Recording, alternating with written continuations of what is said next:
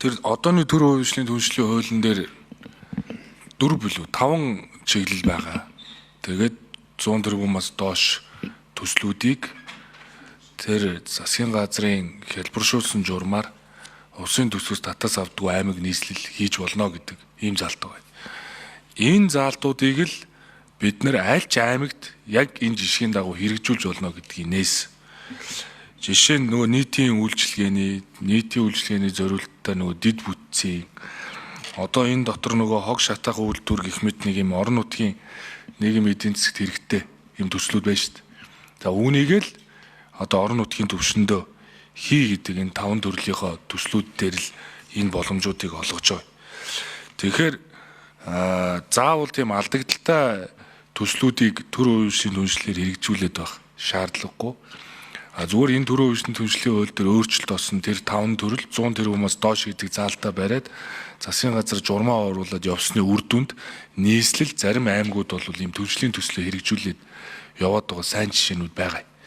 Тийм учраас аль ч аймаг яг энэ орон нутгийнхаа төвшөнд хийж хэрэгжүүлж болох одоо тэр нийтийн үйлчлэгээний чиглэлийн төслүүдээ аймгийн хурлаараа оруулаад ингээ явуулж болно. Харин түншлийн төсөл бол бүхэлдээ нөгөө сангийн амнаас 3 нөгөө дүгнэлт авна гэдэг чиг зөвшөөрөл шиг болчиход байдаг. Түүнийг авахд маш их бэрхшээлтэй байдаг. Тэр болгоныг ингээ багасгаад олон тэзүүд биш одоо нэг л шаардлага тавиад одоо нийтийн үйлчлэгээн дээр нь тэзүү заавал шаардахгүй болгоод ингээд бүхэлд нь шийдээд явбал эндээс бол бас тодорхой үр дүн гарна гэж бол зорьсон. Хамгийн одоо гол зүйл бол яг зөвхөн түншлийн төсөлчин бол энэ 13-2 дээр заасан байгаа. Одоо энэ эрчим хүч дулаан хангамж, хог хаягдал, гадаргын ус, саарал усны барилга байгууламж, цэвэр бохир усын шугам сүлжээ, хурдны зам, багтаамж ихтэй нийтийн тээвэр, хүнсний хангамж, аюулгүй байдлыг хангасан чиглэсэн ийм одоо төслүүдийг орон нутгийн төвшөнд хийж болно гэдэг ийм зүгээр өөрчлөлтийг хийж гэнэ гэж ойлгож байна. За хуучин бол түншлийн төсөл хэрэгжүүлэхийн тулд тэр шинжилгээнүүдийг хийлгэх гэдэг тэр яам руу хандаад яам нь өөрөө түншлийн төвөөрөө дамжуулаад ингэ явдаг гэсэн. Одоо бол төр хувьчлын түншлийн төвд хандаад тэр шинжилгээгээ хийлгэх дээр хамтарч ажиллаад ингэ явах болцоо нь шууд бүрдсэн гэсэн үг. Заавал ингэ яамаар дамжаад байх юм байхгүй. Тэр жагсаалт эдгээр бичээд байх юм бол байхгүй. Тэгэхээр аймаг орон нутгийн төвшөнд энэ түншлийн төвтэйгээ хамтраад тэр шинжилгээнүүдийг хийлгэж явна.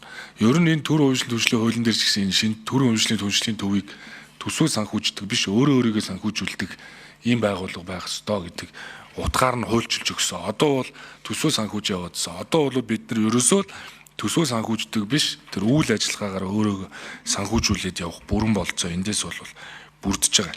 За дээрэс нь энэ түншлийн төслүүд дээр одоо жишээ нь шинжлэх ухааны салбар эдийн засгийн хөгжлийн амд хариалагдж байна. Энэ хүрээлэнгүүд дээр бол маш олон одоо бүтээгдэхүүний загвар, ашигтай загварууд байдаг.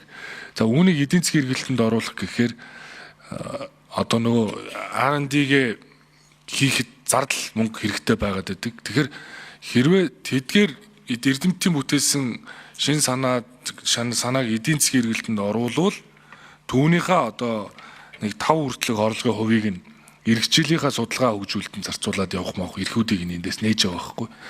Тэгэхээр бид нар бол байгаа оюуны өмчөө эргэлтэнд оруулаад тэр орон нутгийн төвшөнд тэр хог боловсруулна уу одоо тэр бусад